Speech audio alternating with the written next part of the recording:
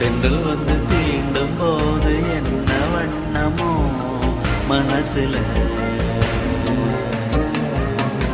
திங்கள் வந்து காயும் போது என்ன வண்ணமோ நினப்புல, வந்து வந்து போகுதம்மா எண்ணம் எல்லாம் வண்ணமம்மா, எண்ணங்களுக்கு ஏத்தபடி வண்ணம் எல்லாம் மாறுமம்மா.